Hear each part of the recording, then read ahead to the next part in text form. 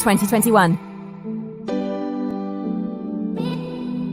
Live on connectonair.com and remoteradioweek.org. Connect on Air.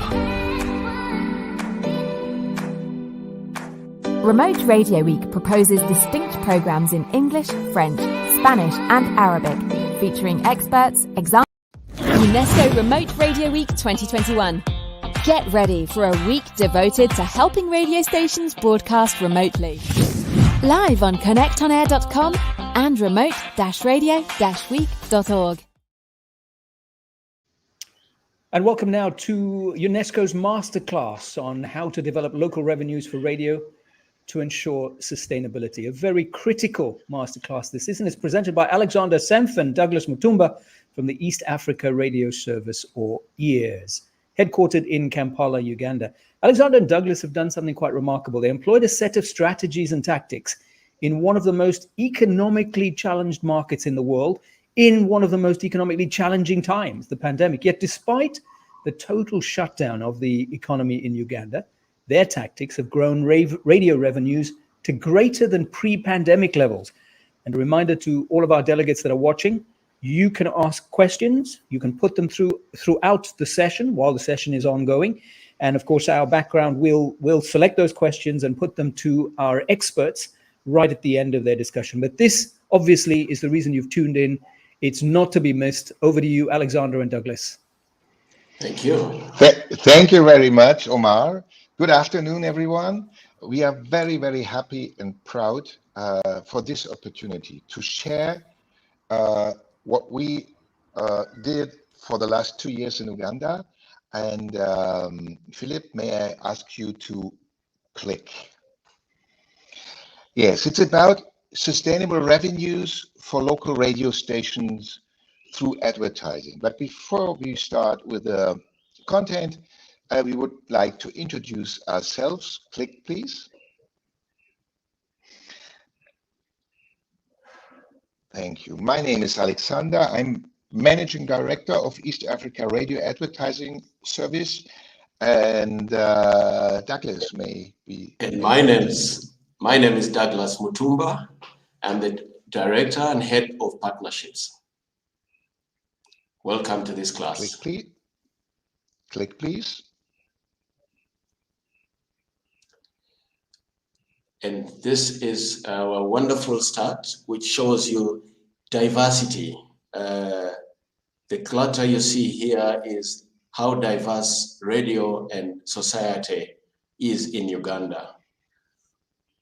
For all these different radio stations, they represent the need of different communities in terms of language, in terms of culture, in terms of location. And this is the presence and penetration of radio in Uganda.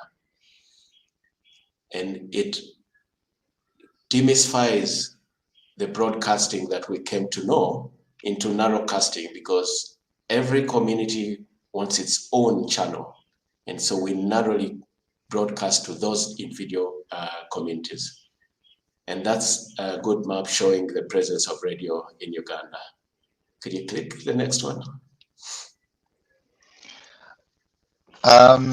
It's about advertising. And first, it's how to create relevance for advertisers. As Douglas showed to you, we have a real, it's not only the diversity, it's the numbers of station, which is really exciting. But when it comes to an average radio station, the national reach is just 0.4%. This is it's maybe a little bit rude, but this is not relevant to a national advertiser. Click, please.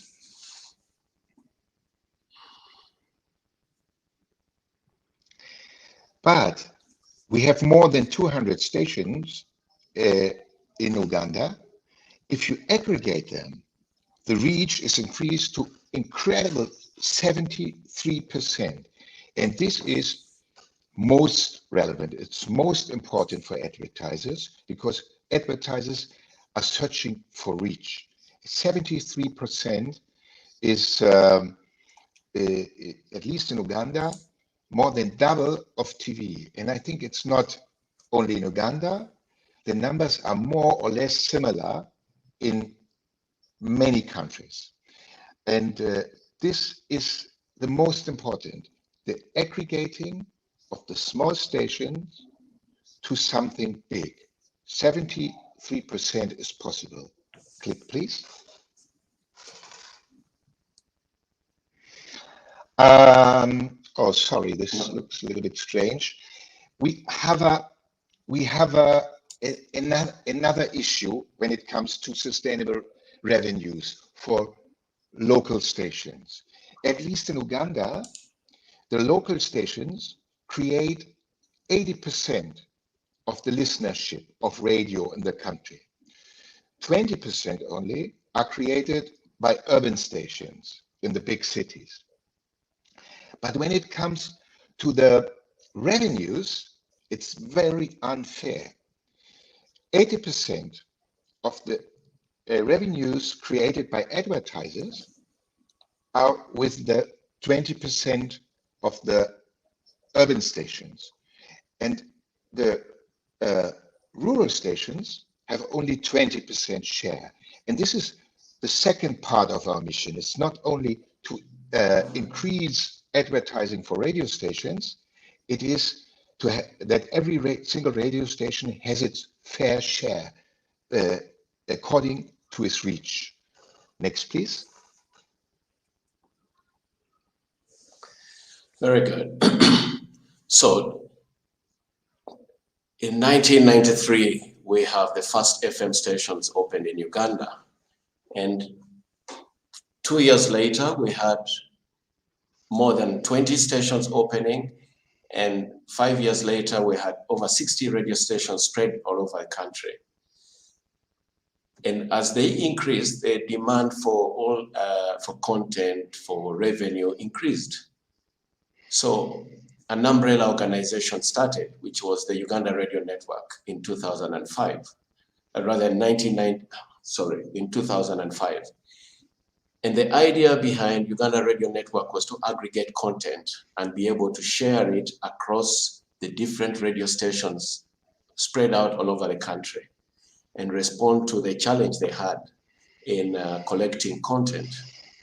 And over the years, trained reporters and journalists, plus broadcasters. But every time we train them, they are lost. So another partner, MICT, based in Germany, the largest NGO there, was also doing the same, training and training and training. So we realized that together, Uganda Radio Network and MICT realized that training alone could not support the sustainability. So the two organizations give birth to EARS, the profit-making organization that can respond to the revenue needs of these rural radio stations. Like from the previous submission from Alexander, to disrupt the 80% revenue that is only centered in the center. So EARS comes in to support the rural radio stations in redistributing these revenues. Next slide.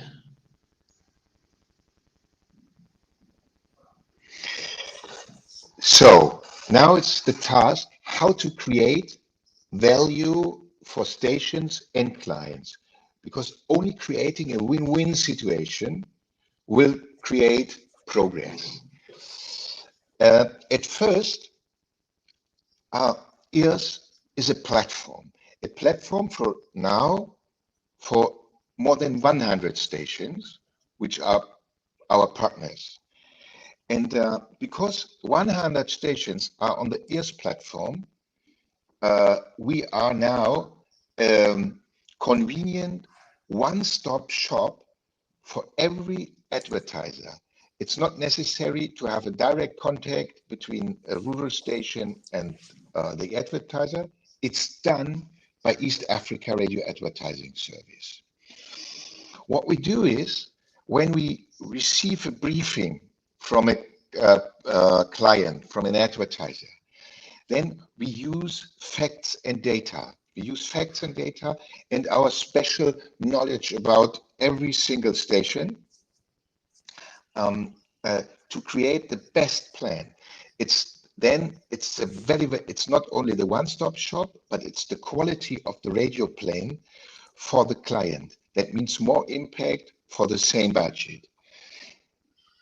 Next is transparency, liability. Our campaigns, the campaigns we have planned, we have implemented to the stations, are monitored.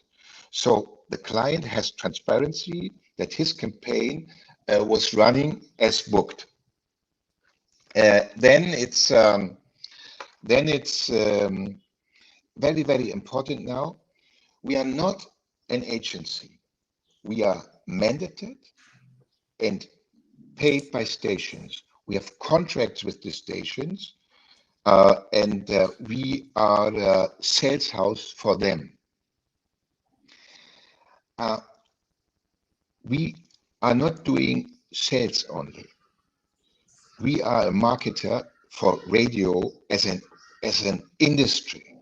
So we are always try to answer two questions. Why radio? First, this is the most important, to develop the radio market. And number two is only, why ears? Very, very important, the last bullet point. We are a profit organization. Our parental companies are non-profit organizations, but we are. And the reason for this is, because of this, we are independent from any donor. We can develop radio advertising in Uganda with our own money. Like we do right now, we are hiring people, we invest in marketing to increase revenues for local stations. Next chart, please. Good, and there comes the need. What is characteristic of rural radio stations is that the public, the communities rely on them. They rely on the radio for all their information needs. So the radio stations have a challenge to have the content that responds to the need of their communities.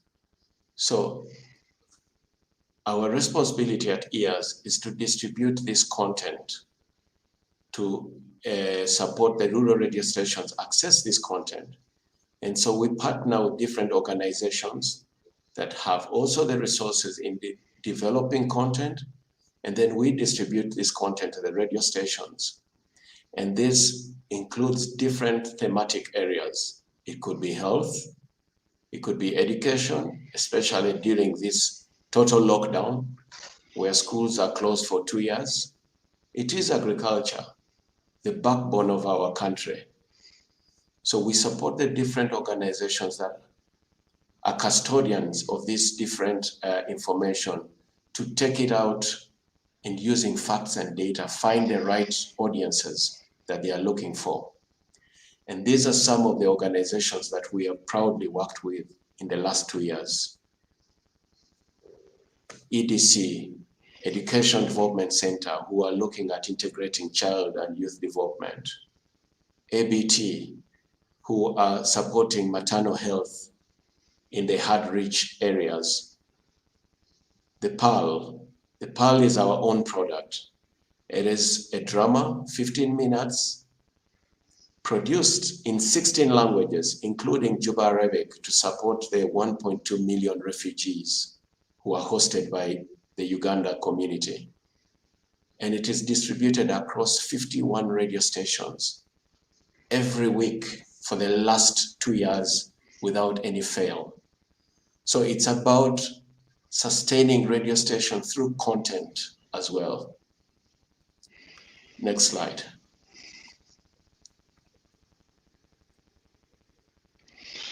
Well, it's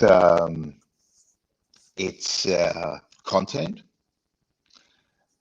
but those organizations have to pay stations for distributing this content to the communities.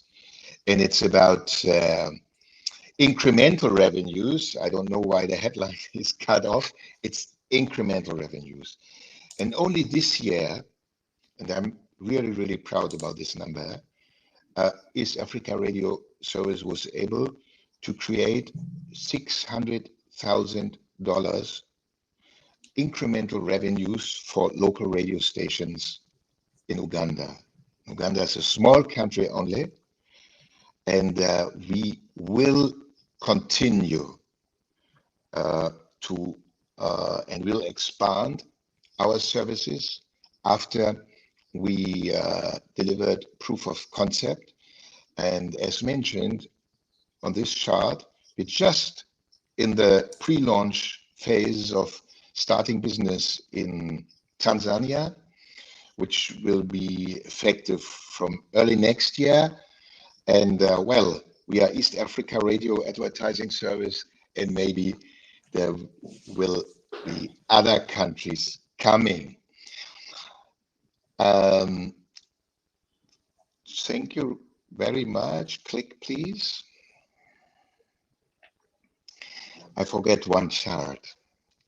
This chart shows what's the story. Usually, the small fishes are eaten by the big ones. But when we are organized, when we are working together, joint forces, then it's vice versa. And this together, we can be the big fish and have a fair share on advertising revenues in every country. It's possible. And it's our mission to expand ears, but we would love to share our experiences, and we had a lot of and we had a lot of painful lessons within the last 2 years, but finally we were able to deliver the proof of concept. And if you want to listen more, you are invited. We would be very happy to share more knowledge about our experiences with you. Click, please.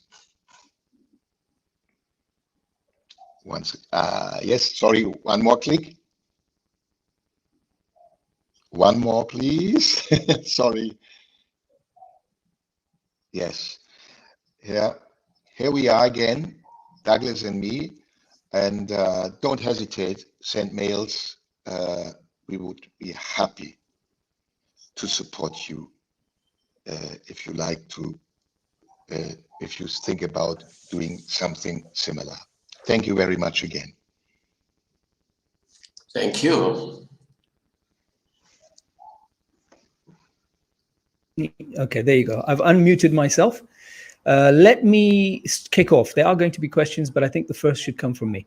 So because I have the privilege of being the moderator here. So can you give some very concrete examples?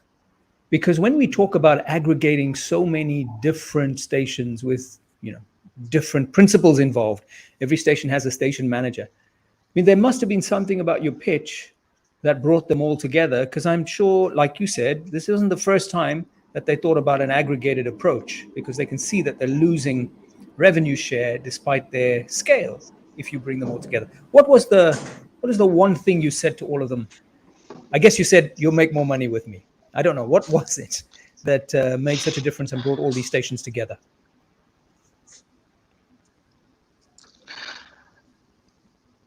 Douglas, may you? All right. Just like you saw our map of the country. So most of the economic activity, and this is not only in Uganda, is always in the city, in the capital city, which is usually hundreds of kilometers away from all these radio stations.